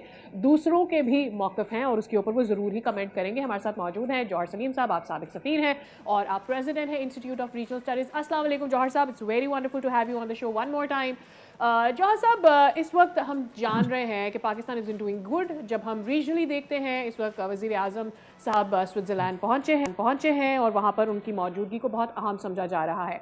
आप किस तरह से देख रहे हैं पाकिस्तान हमारे वज़ीर आज़म के दौरे स्विट्ज़रलैंड को? जी, डेवोस की ये जो वर्ल्ड इकोनॉमिक फोरम है, ये एनुअल मीटिंग होती है जहाँ पे वर्ल्ड के लीडर्स आते हैं, heads of states, heads of governments, और इसके साथ ही साथ जो बड़ी जो कॉर्पोरेशंस हैं दुनिया की, जो दुनिया के सबसे बड़े बिजनेस लीडर्स हैं, वो भी वहाँ पे आते हैं। तो उसमें फोकस जाहिर इकोनॉमिक कॉर्पोरेशन होता है। तो उसमें बहुत से नए आइडियाज भी डिस्कस होते हैं। बहुत इनफॉर्मली जो है वो इन्वेस्टमेंट कॉर्पोरेशन की बात होती है, बिजनेस कॉर्पोरेशन की बातें होती हैं। ओवरऑल जो दुनिया का इकोनॉमिक जो है आउटलुक क्या है उसकी तरफ डिस्कशंस होती हैं। तो खासा इम्पोर्टेंट फोरम है। इसमें माजी में भी ये हर साल पाकिस्तान इसमें जाता है और इसमें बहुत अहम मुलाकातें बिजनेस लीडर्स के साथ होती हैं। देखिए, पाकिस्तान को इस वक्त ज़रूरत है कि पाकिस्तान की जो डिप्लोमेटिक इस वक्त जो पिछले साल की जो एक बहुत अच्छी कारकर्दगी रही है सफारती महाज पे, तो उसको ट्रांसलेट करे इनटू सम इकोनॉमिक लिंकेजेस, और इकोनॉमिक पार्टनरशिप्स, और economic gains in terms of trade, in terms of investment, in terms of tourism, in terms of integration into the global business loop. तो वो जो है बेसिकली इसलिए इस किस्म की जो फोरा हैं वहाँ पे शिरकत अहम है और उसमें जो है बहुत अच्छा एक मौका पाकिस्तान को फराहम होता है इससे कि जिसमें आप जो है दुनिया को बावर करा सके, खुसूसन जो बिजनेस लीडर्स हैं वहाँ पे, जो वर्ल्ड की मल्टीनेशनल कॉर्पोरेशंस जो सबसे बड़ी हैं और वो उनके सीईओज, उनके फाउंडर्स वहाँ पे होते हैं। तो इस वक्त क्योंकि देखें दुनिया की इस वक्त जो 2/3 ट्रेड है, ये शायद इससे भी ज्यादा वो मल्टीनेशनल्स के बीच में होती है। इस तरह दुनिया में अगर इन्वेस्टमेंट की बात करें, एफडीआई की बात करें, तो वो भी मे बी 80-90% जो है वो बड़ी जो एमएनसीज जो हैं या मल्टीनेशनल कॉर्पोरेशंस हैं वही करती हैं। तो ठीक है। अगर वो हम उनको पाकिस्तान की तरफ जो है ना अट्रैक्ट कर सके, तो पाकिस्तान की ये कामयाबी जो सी है वो ज्यादा अहम होगी, क्योंकि अगर आप अपने डिप्लोमेटिक गेन्स जो हैं वो इकोनॉमिक गेन्स में ट्रांसलेट ना कर सकें तो फिर तो फिर वो उसमें ड्यूरेबिलिटी नहीं आती। ऑलराइट जॉर्ज तो साहब, उस लिहाज हाँ। से मैं समझता हूँ कि ये एक अहम फोरम है और पाकिस्तान को इसमें एक जो है ना बड़ी कंसर्टेड तौर पे बड़े एक स्ट्रेटेजिक अंदाज में शिरकत करनी चाहिए और आउटकम्स उससे निकलनी चाहिए। एब्सोल्युटली डिप्लोमेटिक गेन को हमें इकोनॉमिक गेन में कन्वर्ट करना होगा। उसके हम कुछ समरात देख भी रहे हैं, हमारी मार्केट एक्सपेंड हो रही है, दैट्स वन थिंग। मैं ज़रा बात करना चाहूँगा कि जिनके पास डिप्लोमेटिक गेन नहीं हो रहा, जो चाह रहे थे कि हम एलियनेट हो जाएं, वो एलियनेट होना चाह रहे हैं। शॉर्ट कमेंट, ये जो नया डिप्लोमेटिक रो पैदा हुआ है न्यू दिल्ली और वार्सो के दरमियान, कितना अहम इसको देखते हैं खासतौर पर पाकिस्तान के तनाजुर में? जी बिल्कुल, अब हमें जो इंडिया की पॉलिसीज में नजर आ रहा है कि वो जो है ना समझते थे कि जी हम एक बड़ी पावर बन गए हैं, हमारा इकोनॉमिक वेट इतना ज्यादा है, चौथी बड़ी दुनिया की जीडीपी इस वक्त वो बन गए हैं और जाहिर है कि 600-700 बिलियन डॉलर की उनकी ट्रेड है, तो उसमें कोई उस जोन में आके कुछ ज्यादा ही वो उन्होंने जो है ना एक एरोगेंस के साथ, एक ह्यूब्रिस के साथ बिहेव करना शुरू किया और कोशिश की कि वो सारा जो उनका क्लाउट है उसको पाकिस्तान के खिलाफ इस्तेमाल करें। लेकिन देखिए दुनिया के दूसरे ममालिक इस तरह नहीं चाहते। वो अगर हिंदुस्तान से ताल्लुकात चाहता है तो वो ये नहीं चाहेंगे कि वो पाकिस्तान के एक्सपेंस पे हों। पाकिस्तान के साथ उनके ताल्लुकात अलग हैं, हिंदुस्तान के साथ अलग हैं। तो जब वो इस किस्म की कोशिशें करते हैं तो वो अक्सर नाकाम होती हैं। पाकिस्तान को एलिनेट करने की तो जितनी भी बिल्कुल ठीक है जॉर्ज साहब, पॉइंट टेकन। अब क्योंकि वक्त की कमी है इसलिए हम आपको दोबारा ज़हमत देंगे। Thank you so much for your time जनाब। इसी के साथ हम आपसे लेंगे इजाज़त, अब आपसे मुलाकात होगी कल, तब तक रखें अपना ख्याल, अल्लाह हाफ़िज़।